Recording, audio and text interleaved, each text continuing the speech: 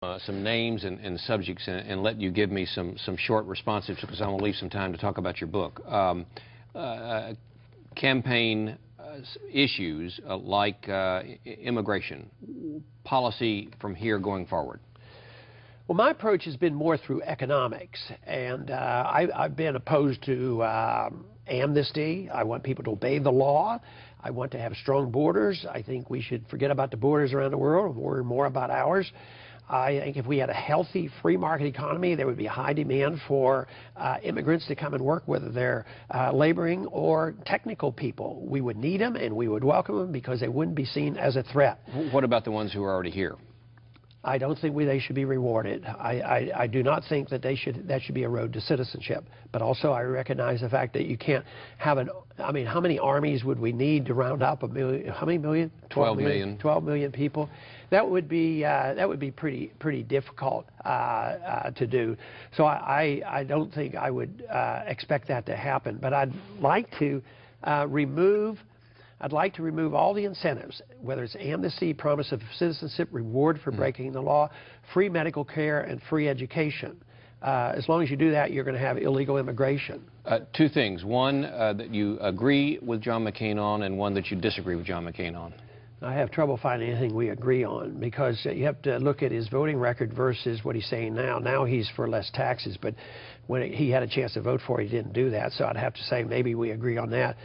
But there's so many things. Probably the most significant thing we disagree on is on foreign policy. He believes in the neoconservative mantra that it is our moral responsibility to police the world, something that was started in a disastrous way with Woodrow Wilson and this idealism that we have this responsibility to the world. And just think how much we're suffering the consequences of World War I, which led to World War II, and even Iraq. Iraq came out of World War I, and he endorses that, and I endorse what the founders said, and the traditional Republican Party, and what George Bush said in the year 2000. No nation building, no policing of the world. This is where I disagree in a major sort of way. And, of course, in a neutral way, he says nothing about monetary policy, nor do any of the other politicians say it, and yet it's so important. You will not support him? I couldn't vote for him unless he changes his views. Senator Obama, if, as we're taping this, is the nominee of the Democratic Party, do you know him? No, I don't. Have you read him? Read him, his book? Or I have not read his book. I know him from what he speaks and look at his voting record. I've shaken his hand once, but I wouldn't say that I know him, but I think I know his policies, so I think I know who he gets his support from. And they're conventional. I mean, it's the money people of the world. He's not challenging the Federal Reserve System or the military-industrial complex. He speaks more softly about military aggression, and this is going to serve him well. But don't expect the policy in the Middle East to change, whether it's him or Obama. Or Hillary. You do agree with him, though, on his war position, do you not?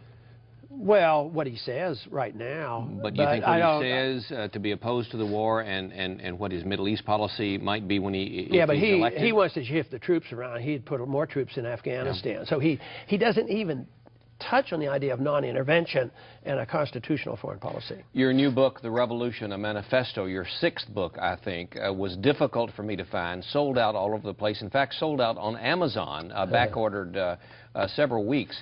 What's the essence of it?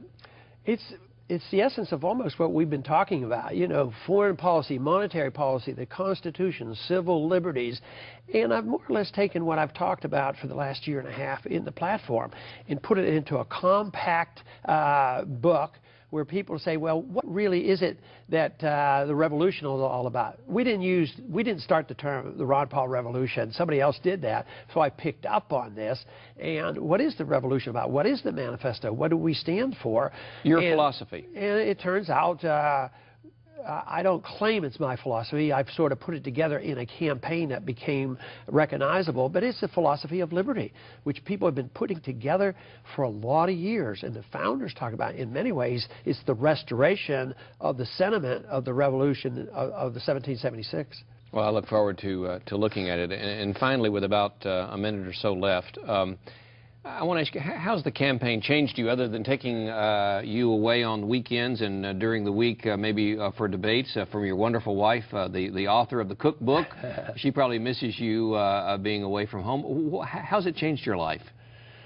Well, probably become more optimistic. You know, and that always amazes me. You said you looked at some of these videos, and I have a large crowd.